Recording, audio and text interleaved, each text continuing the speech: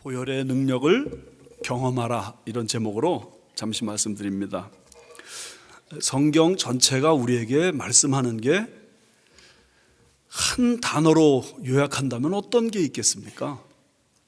성경 전체는 결국 구원이라는 단어로 집약되지 않겠습니까? 구약 성경도 구원, 신약 성경도 구원. 우리에겐 구원이 필요한데 우리에게 그 구원의 방법이 없습니다. 그래서 하나님께서 우리에게 구원의 길을 알려주셨습니다. 그게 성경 말씀입니다. 만약에 그렇다면 성경 전체에는 피가 흐른다고 말할 수 있습니다. 피가 흘러요. 이게 무슨 말인가? 먼저 여러분 종교개혁자 루터의 말을 들어보십시오. 루터는 이렇게 말했습니다. 성경을 짜면 피가 뚝뚝 떨어진대요. 구약 성경을 짜면 짐승의 피가 뚝뚝 떨어지고, 신약 성경을 짜면 예수 그리스도의 피가 뚝뚝 떨어진대요. 성경은 어떤 책이냐? 피가 떨어지는 책이에요. 창세기부터 요한계시록까지 피가 뚝뚝 떨어지는 책이 성경 말씀이에요. 지난번에 말씀드렸지만 창세기 3장에 사람이 죄를 지었습니다. 그러자 자신의 죄를 가려보려고 나뭇잎을 가지고 치마를 만들었는데 햇빛 비치니까 그게 다 말라 비틀어져 버리고 떨어져 나갑니다. 그때 하나님께서 가죽옷을 지어 입히십니다. 피가 흘렀습니다. 그 가죽옷으로 부끄러운 데를 가리는 이 이야기가 창세기 3장에 나옵니다. 그것이 구원 사건입니다. 요한계시록 마지막 장에 가서 보시면 예수님을 소개할 때 죽임당하신 어린 양이라고 소개합니다. 예수님은 어린 양이에요. 죽임당하신 어린 양. 죽임당할 때 피가 뚝뚝 떨어졌죠. 여러분, 성경이 왜 이렇게 피를 중시하는지, 피를 강조하는지 아십니까? 우리의 생명이 피에 있기 때문입니다. 레위기서 17장 11절 말씀에 육체의 생명은 피에 있음이라. 생명이 피에 있으므로 피가 죄를 속하느니라. 우리의 생명이 피 속에 있습니다. 그래서 피가 흐른 즉 죄 용서함을 받고, 그 피가 흐르지 않으면 누구도 죄 용서함을 받지 못합니다. 피가 흐른다는 말은 결국 죽는다는 말입니다. 성경은 놀랍게도 죽음이라는 이미지를 통해서 구원을 설명합니다.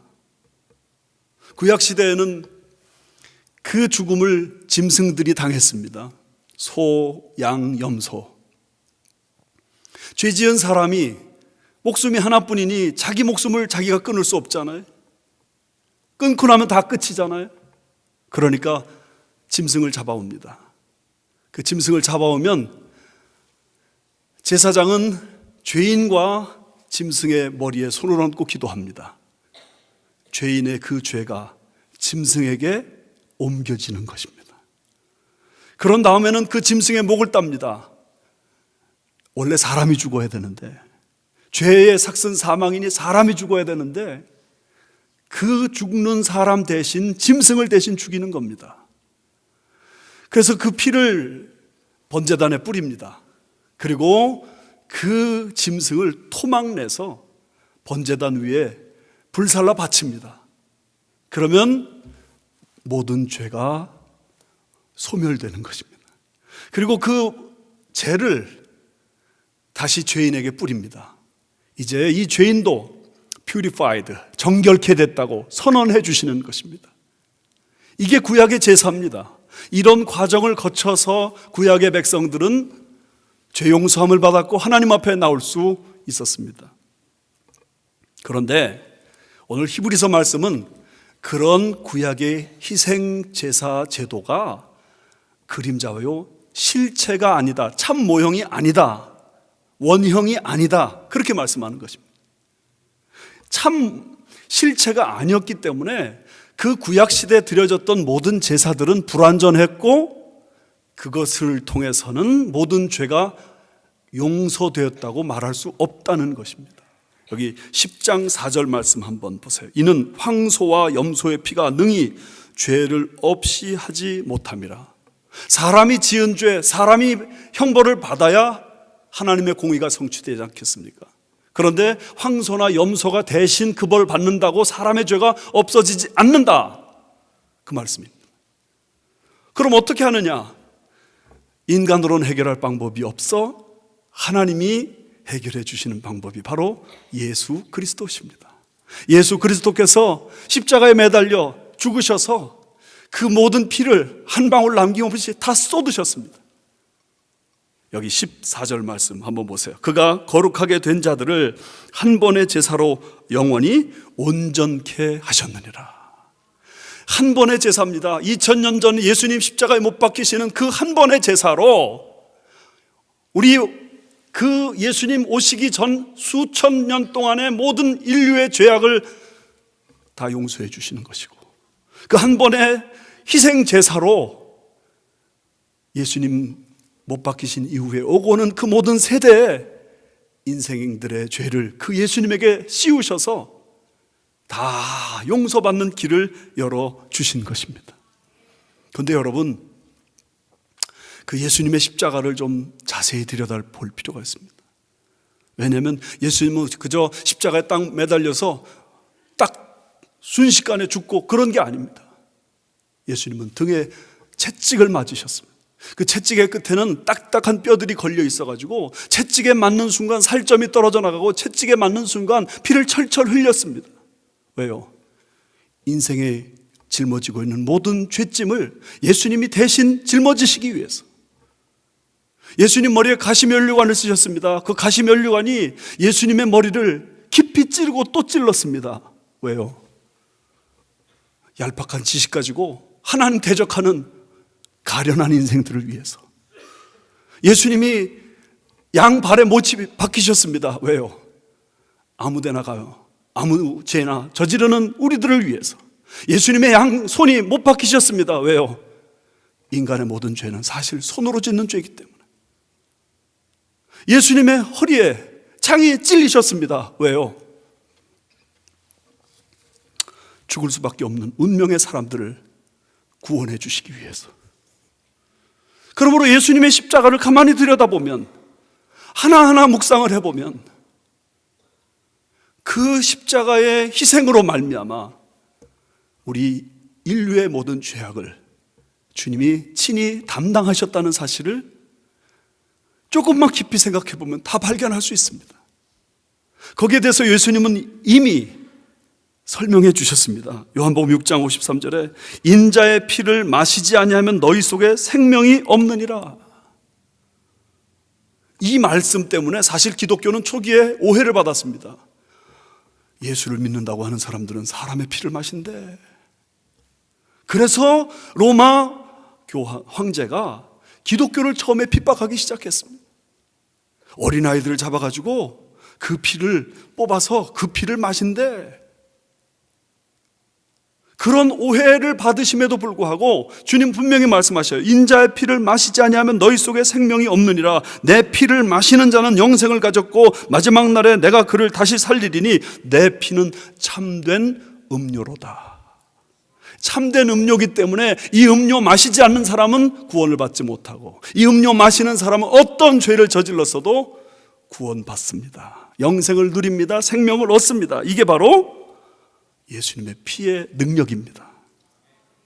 그러므로 신앙생활을 한다는 것은 뭐냐면 이 십자가의 피에 푹 잠기는 거예요. 여러분, 신앙생활 하시면서 예수님의 보혈의 능력을 경험해 보셨나요? 예수님의 보혈이 나에게 흐르고 있다, 이걸 경험해 보셨어요? 그냥 교회만 다니시는 건가요? 만약에 그렇다면 우리는 이거 심각한 잘못 가운데 있습니다. 예수님의 보혈로 말미암아 우리의 가치관이 새로워져야 돼. 예수님의 보혈로 말미암아 삶의 목표가 달라져야 돼. 예수님의 보혈을 경험하기 전에 어떤 분은 그저 돈 버는 게 인생 사는 목적인 줄 알고 그저 죽어라고 돈 벌고, 돈을 잘 벌려면 또 쓴 돈을 안 써, 번 돈을 안 써야 되니까 죽으라고 아끼기만 하고, 그게 인생의 사는 목적인 줄 알았어요. 그런데 예수 그리스도의 보혈을 경험한 다음에 그게 인생의 목적이 아니구나. 돈을 보는 눈이 달라져 버렸어요. 예수님을 보혈을 경험하기 전에 이분은 모든 사람들이 내 목표를 위한 수단이었어요. 그런데 예수님의 보혈을 경험하고 나니까 섬김의 대상으로 바뀌어버려요. 여러분, 그런 면에서 예수 그리스도의 보혈이 나에게 내 마음에 흐르고 내 가치관에 흐르고 내 삶에 흐르는 것, 이것이 신앙생활인 줄 믿습니다. M.R. 디안이라는 분이 계신데, 이분이 예수의 피라는 책을 썼습니다. 부제는 성경 진리에 관한 과학적 탐구. 거기서 이분이 이 예수 그리스도의 보혈은 우리 육체에 있는 피와 같은 역할을 한다, 그런 말을 했습니다. 우리 몸에 5리터 정도 되는 피가 있습니다. 그 피가 우리 몸 전체에 흩어져 있는 혈관을 통해서 우리 몸 구석구석에 전달되는데, 여러분 놀라지 마세요. 혈관이 얼마나 많으냐면 혈관 전체의 길이가 5만 마일, 6만 마일 정도 된대요. 한 사람의 몸속에 있는 혈관의 길이가. 그래서 어디를 찌르든지 다 피가 나오는 거예요. 어디를 찌르든지. 심장으로부터 시작된 그 피가 동맥으로 나가서 모세혈관까지 갔다가 다시 정맥을 통해서 다시 심장으로 돌아오면서, 이게 끊임없이 반복하고 돌고 그러면서 사람이 사는 거예요. 근데 그 피 속에 적혈구가 있고 백혈구가 있고 혈소판이 있잖아요. 그 적혈구는 뭐냐면 산소를 공급해 줍니다. 이산화탄소를 제거합니다. 그러면서 우리 몸속에 있는 노폐물, 콜레스테롤 같은 거, 독소 같은 거, 그런 것들을 제거해 줍니다. 백혈구는 뭐냐면은 병원균을 쫓아내는 겁니다. 우리 속에 침투해는 어떤 박테리아, 그런 것들을 제거해 주는 거예요. 혈소판은 그 피를 응고하게 만들어줘요. 이분이 거기서 그렇게 얘기를 합니다. 예수 그리스도의 보혈이 바로 그런 역할을 한다. 우리 속에 더러운 것들이 있어요. 우리 속에 악한 것들이 있어요. 예수 그리스도의 보혈이 우리에게 임할 때 이것들을 밀어내는 겁니다. 쫓아내는 겁니다. 우리 속에 사탄의 역사가 자꾸만 찾아 들어올 때 예수 그리스도의 보혈이 그 사탄의 역사를 밀어내는 겁니다. 의심이 찾아와요. 미움이 찾아와요. 분노가 찾아와요. 혈기가 찾아와요. 욕정이 찾아와요. 그럴 때 밀어내는 역할. 주의 보혈 능력이 있도다. 주의 피 믿으오. 주의 보혈 능력이 있도다. 어떤 능력? 죄에서 자유케 하는 능력, 육체의 정욕을 이길 능력, 눈보다 더 시게 밝히는 능력. 그래서 시험을 이기고 승리를 주고 정결한 마음을 얻게 하고 부정한 모든 것 밝히시는 그 은혜가 보혈을 통해 우리에게 임하는 줄 믿습니다. 그러므로 여러분, 보혈의 능력을 붙잡는 자가 되어야 됩니다. 보혈의 능력을 주장하는 자가 되어야 됩니다. 항상 24시간 잊지 말 것, 보혈의 능력이 나에게 흐르고 있다, 잊지 말아야 됩니다. 그래야 우리 속에 찾아오는 사탄의 역사를 이길 수 있고, 그 보혈의 능력을 주장해야 우리 속에 있는 의심과 분노와 미움과 원망과 상처들을 극복해낼 수 있습니다. 사실은 나랑 같이 있는 사람들이 문제가 많죠. 다 문제가 많아요. 그런데 어차피 우리가 이 땅에 사는 동안 그 사람들은 우리에게서 절대로 분리되지 않아요. 나 혼자 있다고 내가 행복해지나요? 문제를 일으키는, 나에게 고통을 주는 사람 없다고 내가 만족스러운 삶을 사나요? 아니에요. 만약에 보혈의 능력으로 내가 무장하기 시작하면 주변의 사람들이 문제를 일으켜도 행복한 줄 믿습니다. 주변의 사람들이 나를 어렵게 해도 내가 가지고 있는 이 속에서 샘솟는 그 보혈의 능력으로 문제를 뛰어넘을 수 있는 줄 믿습니다. 이걸 소유하셔야 돼요. 사람은 참 이상해요. 여러분, 연력학 제2법칙이라는 걸 아세요? 연력학 제2법칙은 뭐냐면 가만 놔두면 뭐든지 점점 더 나빠진다, 그런 거예요. 이걸로 진화론을 부인하잖아요. 방을 가만히 놔둬보세요. 사람 안 살고 아주 커튼으로 딱 가려가지고 가만히 내버려 두세요. 그 방이 계속 깨끗해지나? 아니요, 정반대요. 언제 어디서 먼지가 날라왔는지 그 방에 먼지가 자작 차있게, 물건 안 쓰고 가만히 내버려 둬 보세요. 어떻게 된 건지 저절로 망가져버려 다. 이게 연력학 제2법칙이에요. 우리 몸도 우리 마음도 마찬가지. 내가 나빠지려고 나빠진 게 아니에요. 가만히 있는 거예요. 그런데 자꾸만 나빠지는 거예요. 내가 더러워지려고 노력하는 게 아니에요. 저절로 자꾸 더러워지는 거예요. 그리고 내 마음속에 분노가 일어나고 혈기가 일어나고 교만해지고 막 이런 것들이 내 속에 나도 모르게 자꾸만 끼이는 거예요. 그러므로 보혈의 능력으로 내가 나를 계속 씻어내지 않으면 오늘은 내가 대단한 신앙인인 것 같지만 내일은 내가 죄송합니다. 마귀가 될 수도 있어요. 이전에 그렇게 왕년에 대단하게 아주 신앙생활 잘했던 분들이 오늘 형편없는 삶을 사는 분들이 왕왕 있잖아요. 왜 그런가요? 이전에는 보혈의 능력을 의지해서 그 심령이 새로워졌는지 모르지만 지금 그 보혈의 능력이 내 속에서 월킹하지 않거든요. 그런데 여러분, 이 보혈의 능력은 사실 내 삶 전반을 다 지배해야 됩니다. 이 M.R. 디안이라는 분이 이 예수의 피라는 책을 쓰면서 1장은 보혈에 관해서 썼는데 2장부터는 기도, 말씀, 교제, 봉사, 예배 그런 것들에 관해서 씁니다. 이상하잖아요? 보혈과 기도, 말씀, 교제, 증거, 봉사 뭐 그게 무슨 상관이에요? 이분이 이렇게 주장하는 거예요. 여러분이 기도할 때 보혈의 능력을 의지해서 기도해야만 그 기도가 하나님 앞에 상달됩니다. 성경 말씀을 볼 때 여러분 이 책을 보혈의 능력이라는 관점으로 보지 못하면 그저 세상의 교양 잡지책하고 다를 바가 없을 수도 있단 말이죠. 보혈의 능력을 이 책에서 발견하지 못하면 윤리교과서하고 다를 바 없는 책이 될 수도 있단 말이에요. 예배를 드리러 나오는 사람이 보혈의 능력을 의지하지 않으면 종교 행위하는 거하고 다를 바가 없단 말이에요. 봉사를 하는 사람이 보혈의 능력을 의지하지 않으면 내 봉사가 나를 위한 봉사요, 자랑하기 위한 봉사요, 그 봉사 때문에 다른 사람이 시험당하고 그 봉사 때문에 다른 사람이 상처받는 일이 되고 만단 말이죠. 그러므로 여러분 기도할 때 예배 주님의 보혈이 흘러야 됩니다. 이 말이 무슨 뜻인지를 깨달으셔야 됩니다. 말씀 볼 때 보혈의 능력이 흘러야 됩니다. 예배를 드릴 때 봉사할 때 이 보혈은 능력이 있어요. 그래서 우리에게 치유를 줍니다. 병 드신 분들마다 물론 병원 가야 되죠. 그렇지만 이사야서 53장 5절 말씀을 놓치지 마세요. 그가 찔림은 우리의 허물 때문이요 그가 상함은 우리의 죄악 때문이라. 그가 채찍에 맞음으로 우리가 나음을 얻었다.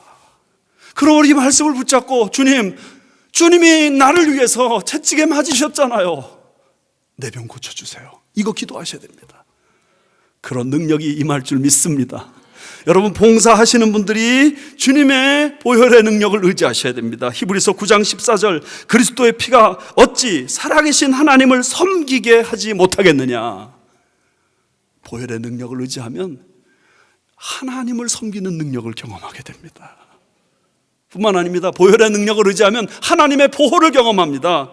여러분 유월절 사건이 보혈의 사건이잖아요. 거기 출애굽 12장 13절에 내가 피를 볼 때에 너희를 넘어가리니 재앙이 너희에게 내려 멸하지 아니하리라. 보혈의 능력을 의지하면 하나님의 보호의 역사가 나타나는 겁니다. 뿐만 아닙니다. 보혈의 능력을 의지하면 내 삶의 모든 문제 승리할 수 있습니다. 요한계시록 12장 11절 우리 형제들이 어린 양의 피로써 그를 이겼으니.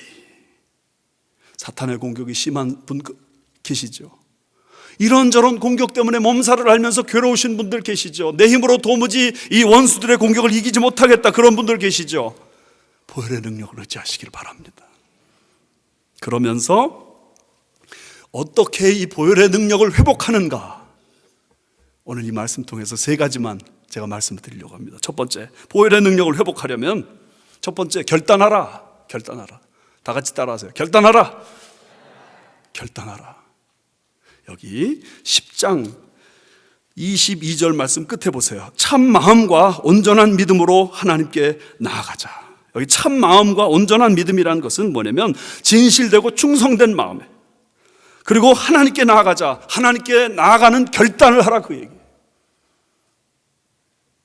보혈의 능력을 자꾸 의지하고 이 보혈의 능력이 내 속에서 회복되기를 사모하시는 분들마다 하나님께 나아가기로 결단해야 돼. 결단.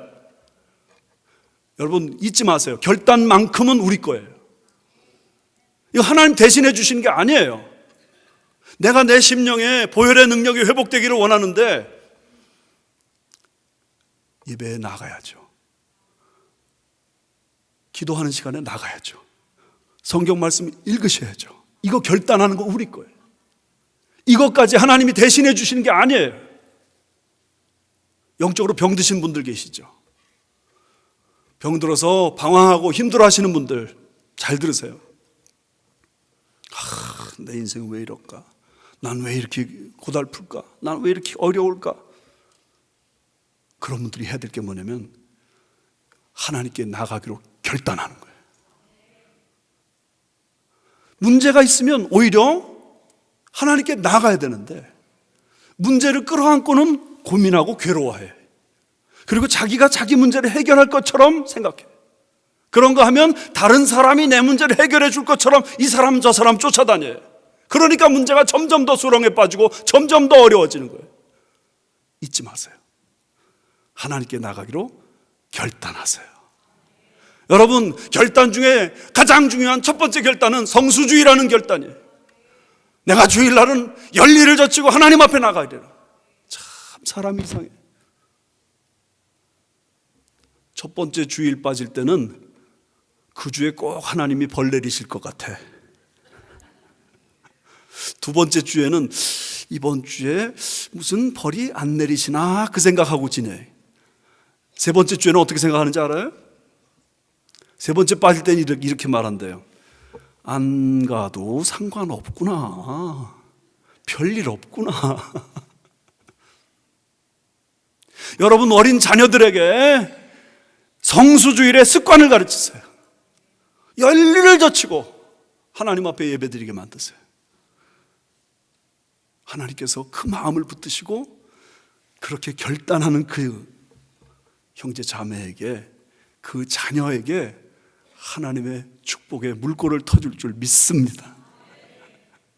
어려울 때 기도하기 위해서 주의 전에 나가셔야 돼요. 자꾸 혼자서 고민하면 문제만 더 깊어지는 거예요. 힘들 때 성경 말씀 펴는 결단을 하시고 성경 일독하세요. 도전하세요. 어떤 말씀에 하나님이 은혜 주실지 누가 알아요? 그런데 이상하게 고민하고 괴롭고 힘든 분들마다 성경책 덮어놓고서는 고민하고 괴로워요. 예배당 안 나오면서 집에서 그냥 웅크리고 고민하고 힘들어요. 그러니까 점점 더 어려워지는 거예요. 주님 앞에 나와서 주님의 도우심을 얻기를 바랍니다. 보혈을 지나 하나님 품으로, 보혈을 지나 아버지 품으로. 하나님의 품, 아버지의 품 어떻게 나가느냐? 보혈을 통해 나가는 겁니다. 잊지 마세요. 주의 전에 나와서 자꾸만 하나님 품에 나와서 주여 나를 불쌍히 여겨 주옵소서, 보혈의 능력으로 나를 깨끗게 하여 주옵소서, 보호하여 주옵소서, 힘을 주옵소서, 능력을 부어 주옵소서, 승리케 하옵소서. 기도할 때 주께서 우리를 도우시고 이 보혈의 능력 회복시켜 주시는 줄 믿습니다. 두 번째, 버텨라. 두 번째는 버텨라예요. 버텨라. 여기 23절 말씀 보십시다. 또 약속하신 이는 미쁘시니 우리가 믿는 도리의 소망을 어떻게 해요? 움직이지 말며 굳게 잡고 버텨라. 여기서 우리가 줄쳐놓을 중요한 말씀은 뭐냐면 약속하신 이는 미쁘시다 하는 말씀입니다. 약속하신 하나님은 거짓말하지 않으시는 분이십니다. 약속하신 하나님은 한 번 약속하시면 그 약속대로 반드시 실행하시는 분이십니다. 할렐루야.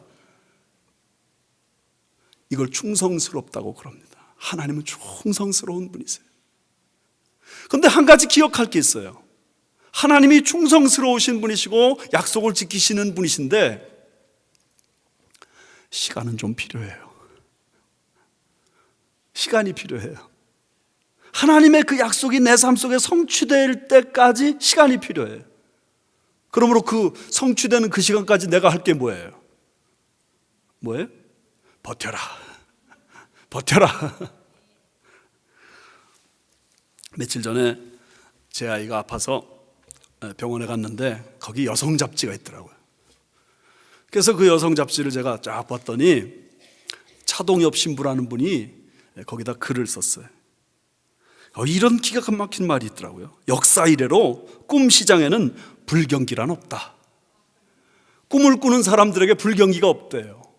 그러면서 그분이 이렇게 말해요. 힘들다, 어렵다, 괴롭다, 불안하다 그렇게 말을 하는데 그러면 그럴수록 희망을 놓지 말라.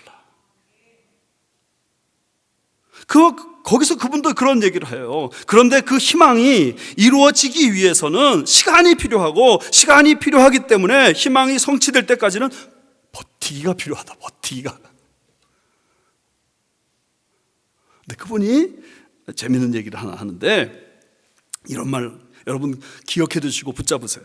이것도 저것도 다 희망이 없다고 여겨진다면 아무거나 붙잡고 희망이라고 우겨라. 이거 희망이다. 이거 희망이야. 경제적으로 너무 어려우신 분들이요. 우리 식구들 그래도 건강한 게 희망이다. 희망이다. 희망. 이 건강만 계속 유지하고 나가면 언제가 풀리겠지. 집가실게. 아멘 하신 분만 은혜 받으시기 바랍니다. 정말 너무너무 고통스럽고 힘들 때 그래도 우리가 같이 살고 있으니까 얼마나 고마우냐. 제 친구 목사가 그런 말 한 것을 제가 잊질 않아요. 교회를 개척한 지 5년, 6년, 7년이 돼 가는데 교회가 잘 안 되는 거예요. 그랬더니 그 목사님이 자기 사모님 부인한테 뭐라고 말했냐면 여보, 교회가 안 되는 것 때문에 속상하지? 그러니까 우리끼리라도 그냥 둘이서 즐겁게 지내자. 요거라도 붙잡아야지. 교회 안 된다고 그것 때문에 날마다 싸움박질하면 교회 깨져, 가정 깨져, 다 깨져. 할렐루야. 어려울 때 아무거나 희망이라고 붙잡으세요. 그리고 이거 희망이다. 이거 희망이다. 우리 부부가 그래도 서로 사랑하니까 이거 희망이다. 그런데 기억하실 것은 여기 주님 말씀하시잖아요. 약속하신 이는 미쁘시니. 우리는 아무거나 붙잡고 이거 희망이다 그러는 게 아니에요.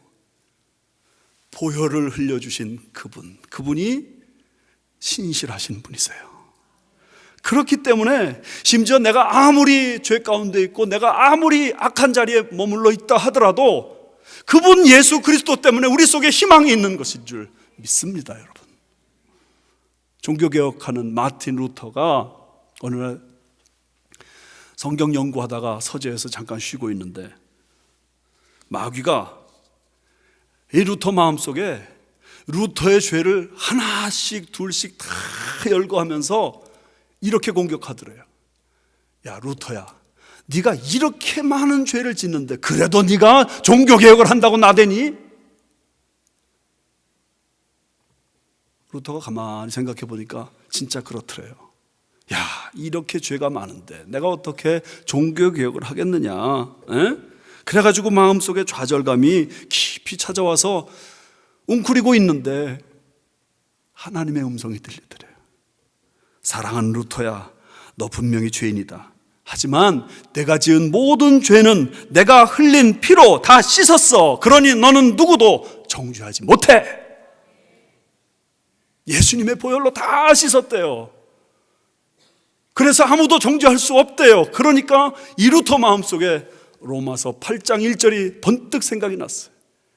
그러므로 이제 그리스도 예수 안에 있는 자에게는 결단코 정죄할 수 없나니.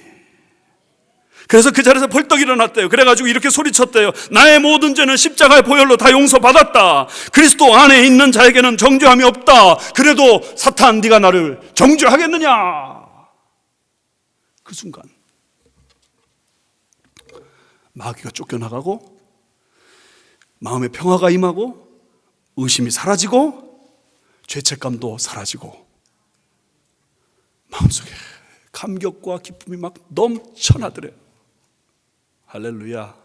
여러분, 나를 근거하면 절망할 수밖에 없어요. 이랬다 저랬다 하다 말다, 그런 나를 어떻게 내가 근거하고 그 근거로 내가 이 세상을 힘있게 살아가겠어요. 어제나 오늘이나 영원토록 변하지 않으시는 예수 그리스도, 나를 위해서 십자가에서 보배 피를 흘려주신 예수 그리스도, 그분을 의지할 때 오늘 우리의 삶이 승리로 인도받을 줄 믿습니다. 그런데 그 승리가 나의 삶에 구체적으로 주어질 때까지 뭐 하라고요? 버텨라. 기도도 좋지. 버티는 것으로, 먼저 버티는 것으로 싸움에 직면하셔야 됩니다.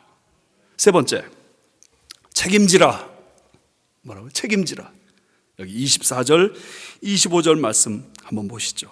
서로 돌아보아 사랑과 선행을 격려하며, 25절 다 같이, 모이기를 패하는 어떤 사람들의 습관과 같이 하지 말고 오직 권하여 그날이 가까움을 볼수록 더욱 그리하자. 여러분, 우리가 예수 그리스도의 보혈을 우리 속에서 회복하는 그 능력을 경험하려면 하나님 앞에 나가기로 결단하셔야 됩니다. 그리고 버티셔야 됩니다. 성취되는 그날까지. 그러면서 한 가지 우리가 해야 될 것이 있습니다. 그것은 뭐냐면 내 옆에 있는 형제 자매들을 돌아보는 것입니다. 여기 말씀 서로 돌아보아, 이 서로 돌아보아라는 이 말씀은 지속적인 관심을 가지고 필요를 채워주라, 그런 말입니다. 사랑과 선행을 격려하며, 이 말 주위에서 잘 생각해 보세요. 사랑과 선행을 행하라는 말이 아닙니다. 사랑과 선행을 격려하라는 겁니다. 그러니까 내 옆에 있는 형제가 그래, 우리 같이 사랑을 합시다, 같이 선행을 합시다 하고 격려하라는 거예요. 그런데 격려라는 이 단어는 원래 무슨 뜻이냐면 휘젓는다는 뜻이에요. 그러니까 마음속에 동기부여를 줘가지고 나처럼, 나와 같이 사랑하고 또 선행하도록 동기부여하자, 그런 말이에요. 그러면서 우리가 잊지 말아야 될 것이 하나 있습니다. 뭐냐면 우리는 보혈로 말미암아 새로워진 관계 속에 사는 사람이다. 본회퍼라는 신학자가 신도의 공동생활이라는 아주 기가 막힌 책을 썼는데 거기서 이런 말을 해요. 영적인 공동체 안에는 인간과 인간의 직접적인 관계가 존재하지 않는다. 어려운 말 같습니까? 이런 말입니다. 교회 안에서는요, 사람 대 사람의 관계로 관계가 끝나지 않는다, 그런 말입니다. 어떻게 된 거냐? 사람과 사람 사이에 주님의 보혈이 있다. 그래서 내가 형제를 볼 때 주님의 보혈을 통해 형제를 보는 것이고, 형제 자매를 볼 때 주님의 보혈을 통해 자매를 보는 것이다. 쉽게 말하면 이런 뜻입니다. 여러분, 혈액형이 뭐세요? 여기 앉아 계신 분들 다 A형, B형, AB형, O형 뭐 그렇겠죠. 그런데 예수 그리스도를 믿는 순간 혈액형이 싹 다 바뀌어요. 어떻게 바뀌는지 아세요? J형, 지저스 J형. 여러분, 혈액형이 뭐예요? 확실해요? 내 피 J형이에요. 교회 밖에 있는 사람에 대해서는 잘 모르지만 교회 안에 같이 만나는 그 사람 J형이에요. 여러분, 이건 대단한 말입니다. 생각해 보세요. 남편과 아내가 인간 대 인간으로 만나면 남편은 끊임없이 아내에게 요구하고 아내는 끊임없이 남편에게 요구하고, 그래서 맨날 싸우고 갈라집니다. 그러나 그리스도 안에서 제2형의 같은 피 가진, 한 피바다 한 몸 이룬 형제여 친구들이 된다면 남편이 아내를 보는 시각이 그리스도 안에서 연약한 자매를 보는 시각으로 바뀌는 것입니다. 아내가 남편을 보는 시각이 우리 가정 위해서 정말 애 많이 쓰는 그리스도 안에 있는 형제로 바뀌는 것입니다. 남편에게는 함부로 말하고 아내에게 함부로 말하죠. 그러나 그리스도 안에 있는 형제나 자매에게 함부로 말 못하죠. 왜요? 변화된 관계이기 때문에. 그러면서 내 남편, 내 아내를, 아니 교회에서 만나는 우리 형제 자매들을 같이 얼싸안고, 그래 우리 같이 사랑도 선행도 해봅시다. 이게 교회 안의 인간관계예요. 나 혼자 주님 잘 섬긴다고 됐다고 생각하지 마세요. 책임지라. 옆에 사람 책임지세요. 우리 순 식구들 책임지라. 책임지세요. 찬양대 안에, 찬양팀 안에 있는 다른 사람 책임지라. 우리 교회 공동체 안에 있는 다른 사람 책임지라. 그렇게 책임지는 삶을 살고 자꾸 모이기를 패하는 어떤 사람들의 습관처럼 자꾸 안 모이고 흩어지고 그러지 않고 자꾸 모이고 또 기도하고 그러다 보면 나도 모르는 사이에 보혈의 능력이 나를 정케하고 변화시켜 주시는 은혜를 경험합니다. 지난주에 우리 어떤 성도님의 아드님이 이 교회 근처에서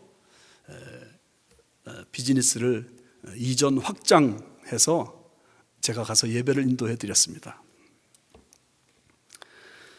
근데 그 아드님은 교회를 안 나오십니다. 안 다니시는 분이에요. 근데 예배를 어머님이 이제 해달라고 부탁하셔서 제가 아주 따뜻한 마음으로 찾아가서 예배를 인도해 드렸습니다. 딱 만났더니 그 형제가 아주 이전에 신앙생활 잘했고 또 인간적으로 아주 유능한 사람이고, 그래서 제가 뭐라는 줄 아세요? 나도 이제 VIP 한 사람 찍었다. 올 한해 내가 저분 잘 전도해서 교회 모시고 나오면 나도 VIP 한 사람 모시고 오는 거 된다. 그래가지고는 제가 물었어요. 예배를 드린다고 이제 와서 제 앞에 앉아 있는 사람에게 왜 교회를 안 다녀요? 그랬더니 이분이 그렇게 얘기해요. 교인들의 그 부정적인 모습 때문에 제가 교회를 다니다가 말았어요. 교회 다닐 때 그렇게 막 봉사도 열심히 하고 막 열심을 다해서 섬기고 그랬대요. 근데 사람들 때문에 너무 상처받아가지고 이제 교회 안 다닌다고.